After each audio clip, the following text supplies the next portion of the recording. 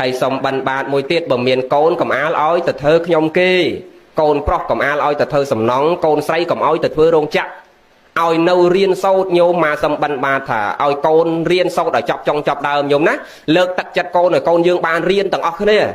គ្មានស្អីជាងចំណេះនឹងទេញោមចាំមើល20 30ឆ្នាំទៀតណាបើសិនណាយើងមិនឲ្យកូនរៀនទេគឺកូនយើងអត់អាចរស់ជាមួយគេកើតទេ20 30ឆ្នាំទៀតគេលែងប្រើកម្លាំងមនុស្សសុទ្ធគេប្រើខួរក្បាលមនុស្សទាំងអស់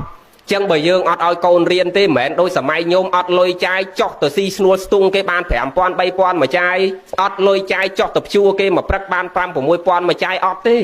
ឡូវនេះតាស្ទង់ក៏គេលែងចង់ស្ទង់មនុស្សដែរម៉ងរទ្ធីយកម៉ាស៊ីនស្ទង់មកលុកពេញប្រទេសហ្នឹងឥឡូវព្យួរមានអាណាគេយកមនុស្សទៅព្យួរទៀតគេប្រើតែរបស់គ្រឿងចាក់ទាំងអស់ចឹងយើងគិតតែត្រឹមតែសម័យ2022នេះគេលែងចង់ប្រើមនុស្សហើយតែលាយស៊ីម៉ងក៏គេចង់លែងមកប្រើមនុស្សលាយហើយចឹងមានន័យថាទៅមុខទៀតគេលែងប្រើមនុស្សហើយចឹងគេលែងប្រើកម្លាំងទៀតហើយគឺគេប្រើខួរក្បាលមនុស្សទាំងអស់ចឹងយើងត្រូវឲ្យកូនរៀនសូត្រឲ្យចប់ចុងចប់ដើម